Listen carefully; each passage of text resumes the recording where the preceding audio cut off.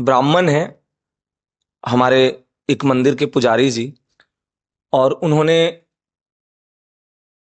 ऐसा कहा है कि उनके कोई परिवारजन में सदस्य हैं। हम उनका नाम या उनके रिश्ते के बारे में हम कुछ नहीं कहना चाहते, पर उन्होंने बहुत ही अनुरोध किया कि महाराज जी आप इस प्रश्न को थोड़ा हमें बताएं। तो देखो, उनका ये प्रश्न सिर्फ उनका नहीं है। हमें ये सत्संग में रखना आ, नहीं चाहिए था। हम उनको एकांतिक में भी ये प्रश्न का उत्तर दे देते और दिए भी, पर ये इसलिए रख रहे हैं कि ये कई लोगों का ये प्रश्न कई बार हुए हैं और ये आमतौर पर आते रहता है। जैसे उनका ये सवाल है कि उनके परिवारजन में कुछ सदस्य ऐसे हैं, ये कह रहे हैं कि हम ब्राह्मण परिवार में हैं, कुछ ऐसे सदस्य हैं जो अभक्ष पदार्थों का सेवन कर रहे हैं।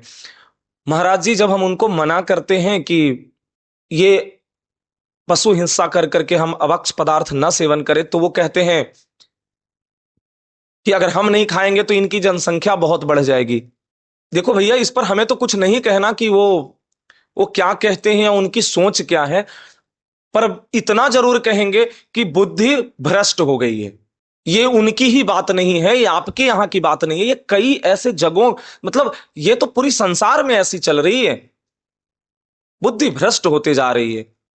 आप निरपराध और असहाय जीव जंतुओं की हत्या करके उसको पका करके खाते हैं और उसमें आनंद लेते हैं और कहते हैं कि अगर हम नहीं पाएंगे तो इसकी तो जनसंख्या बढ़ जाएगी, हम नहीं इसको खाएंगे, हम नहीं मारेंगे तो इसकी तो जनसंख्या बढ़ जाएगी। ये कैसी मतलब कुतर्क लोग करते हैं। मतलब कैसी, मतलब व्यसन का, मतलब व्यसन को अपने छुपाने के लिए, उसको सही साबित करने के लिए, मतलब किसी भी हद तक के कुतर्क कर लेते हैं। अरे आज तुम जिस असहाय जीव जंतुओं को काट करके खा रहे हो, मार रहे हो, वैसे ही एक दिन तुम्हारी भी दुर्गति होगी। और तुम्हें लगता है कि हम तो बलवान हैं, सर्वशक्तिमान है, तुम अपने आप को सर्वशक्तिमान समझते हो। अरे रहा न रावण सा बरदानी, हिरन कस्प साय अभिमानी। तुमको ये लगता है कि ये तो हमारा कुछ कर नहीं सकता है, तो हम इसको मार करके खाएंगे। कौन है, कौन रोकने वाला है, कौन टोकने वाला है, कौन बोलने वाला, ना कोई कानून में तो इसकी कोई प्रावधान है नहीं। भाई हमारी स्वेच्छा से हम तो खा सकते हैं, हम मार सकते हैं, भोगना तो पड़ेगा। अपनी एक उंगली को काट करके और देखो, अगर तुम्हारी कोई उंगली को काट दे तो कैसा दर्द होता है, कैसी पीड़ा होती है, उसको समझो। फिर किसी जीव का हत्या करने से पहले एक बार तो कम से कम विचार करो। अच्छा, कई बार ऐसे भी लोग सवाल कि हम तो नहीं मारते हैं, हम तो बाजार से खरीद के लाते। तुम खाते हो ना। कर्ता प्रेरक उन्मोदक सबको एक ही मिलता है। चाहे वो सत्कर्म में फल एक मिलता हो, पुण्य एक मिलता हो, तो पाप कर्म में दंड भी वैसे ही मिलते हैं। देखो यहीं के न्याय संविधान में देखो, न्याय व्यवस्था में देखो। तुम कहते हो कि क्या होगा देख लेंगे। अरे कोई अपराध बन जाती है तो यहीं की देखो कैसी सजा मिलती है, यहीं की जेल भरे पड़े हैं। यही तो क्या है, ये वासना की ही तो बुद्धि भ्रष्ट करके रखा है, तभी ये पूरी जेल भरी पड़ी है। किसी जीव को मार करके खाते हैं, खाने में आनंद आता है और कहते हैं कि इनकी भगवान कह रहे हैं, जब अर्जुन कहते हैं कि मनुष्य किसी जीव को अगर हत्या करता है तब तो उसको पाप लगता है केशव, पर यह बताओ कि जब सिंह आदि जब हत्या करके खाते हैं, मारते हैं, तो उनको कैसा, मतलब इसका क्या होता है। तब भगवान कहते हैं कि देखो, एकमात्र मनुष्य ही है जो नया कर्म करता है, उनका कर्म जो है वो सदगति या दुर्गति कराता है, क्योंकि मनुष्य का नवीन कर्म जो है उसका सार्थकता होता है, सार्थक होता है। बाकी जीव जो है वो कर्म नहीं करते। जैसे कि बकरी को घास खाने में कोई पाप नहीं लगेगा, शेर को किसी हिरन को खाने में नहीं लगेगा, क्योंकि सबकी एक जो सृष्टि रचना हुई है, सबकी व्यवस्थाएं बनाई गई है। हमारे लिए किसी का मांस खाने के लिए व्यवस्थाएं नहीं बनी है। किसी का हत्या करके, किसी का हिंसा कर करके हम उसको अपनी वासना को पूर्ति करें, ऐसा नहीं है हमारे लिए। अवश्यमेव भोक्तव्यम कृतम कर्म सुमासवम, यही भोगना पड़ेगा और भोगना ही पड़ता है। हम ऐसे क्या सोचते हैं, हाँ ये क्या है, ये तो आम बात है। पर ये मान लो कि जो तुम कर्म कर रहे हो, एक छोटी सी छोटी कर्म सब का परिणाम होता है, चाहे वो अच्छा हो या बुरा हो। कर्म अपना फल देता ही देता है, कर्म बिना फल दिए हुए रहता नहीं है। बस उसकी समय सीमा निर्धारित आगे पीछे हो सकती है, उसका प्रारूप छोटा बड़ा हो सकता है, पर फल तो मिलेगा।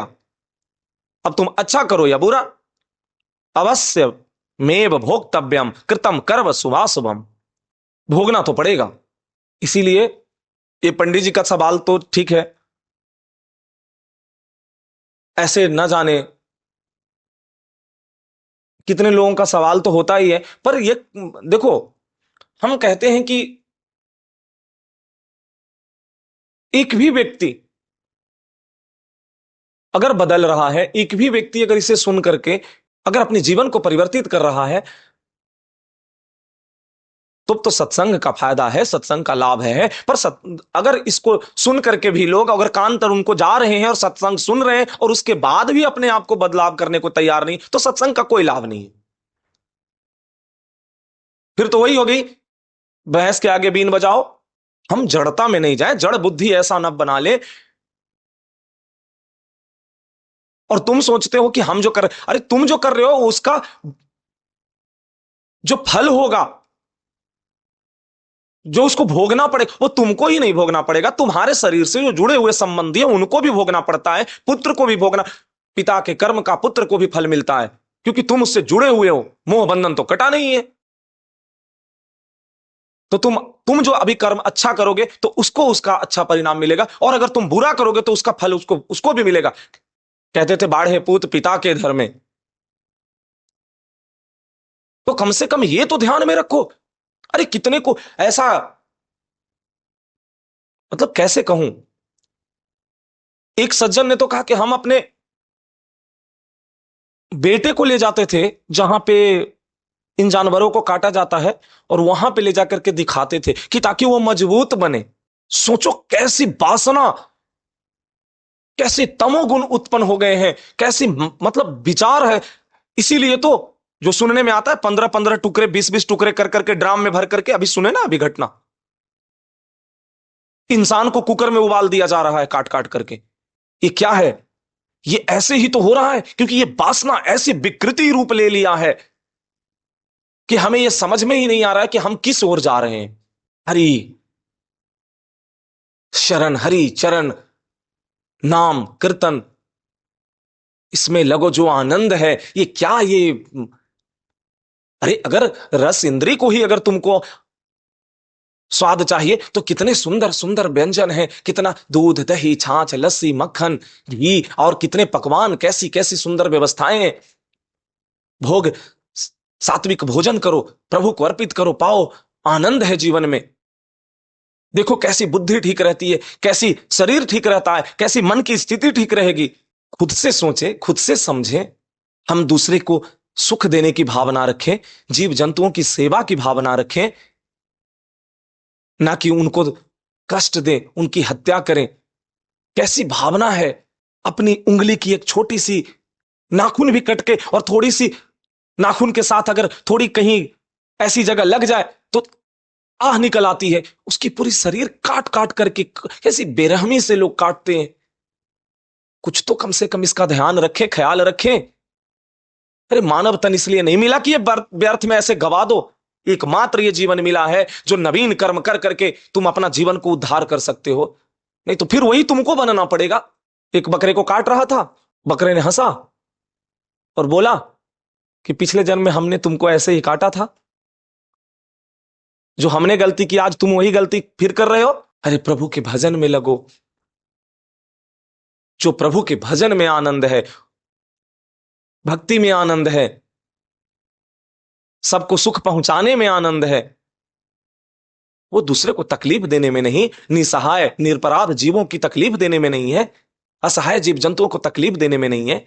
संसार की सृष्टि बनाई गई है, सब अपनी अपनी व्यवस्थाएं हैं, सब जीवों की अपनी अपनी सुविधा के हिसाब से उनको खान पान व्यवस्थाएं की गई है। प्राकृतिक ने सबको अपने लिए ऐसी व्यवस्था बना के रखी है, तुम उसकी मत बनो पाप का भागी। तुम उसका अपना अपने आप को कर्ता मत समझ लो। तुम स्वयं विधाता बनकर के नहीं बैठ जाओ कि इनकी जनसंख्या कम करनी है हमें। इस संसार में सबसे ज्यादा जनसंख्या तो हम मानते हैं मनुष्यों की ही है। अब पता नहीं 9 अरब 10 अरब कहां जनसंख्या पहुंच गई है। तो क्या मनुष्य को काट काट करके अगर तुम अब यही सोचो कि अगर कोई ये कह करके तुम्हारे ही बच्चों को, तुम्हारे ही परिवार को अगर काट करके और ले जाए और कहे कि इसे बहुत ज्यादा जनसंख्या बढ़ गई है मनुष्य को, कैसा बीतेगा? सोचो, सोचो कैसा लगेगा उस समय।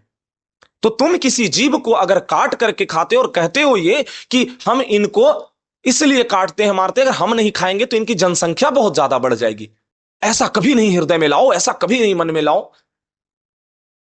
तो ये क्या है? भजन से विमुख होने पर है। भजन से विमुख अगर हम हो जाते हैं, सत्संग से विमुख हो जाते हैं, तीर्थ धाम से विमुख हो जाते हैं, संतों की सेवा से विमुख होते, तब ऐसी हमारे अंदर ऐसी ही विकृति आएगी। इसीलिए प्रभु का नाम जप, स्मरण, चिंतन, सत्संग करते हुए, सात्विक भोजन का सेवन करते हुए, सतोगुण से बुद्धि ठीक होती है, घर में खुशहाली रहेगी, परिवार में शांति सुख समृद्धि रहेगा। अब एक धन संपत्ति से नहीं होता कि अरे वो तो ऐसा अभक्ष पदार्थ सेवन करता है तो उसको देखो वो खूब फल फूल रहा है। नहीं, वो फल फूल नहीं रहा है, वो तुमको दिख रहा है फल फूल रहा है। अंदर की उसकी जो व्यसन से जो लगी हुई उसकी अंदर जो आग है, वो तुम उसको देखो अंदर अंदर कैसे जलाते रहता है। तुम सात्विक भोजन करो और किसी को भूखे को पवा करके देखो, फिर जो आनंद तुम्हारे हृदय में आएगा उसका। जय जय श्री राधा वल्लभ लाल की जय। देखिए, हम इस विषय पर बोलना भी नहीं चाहते,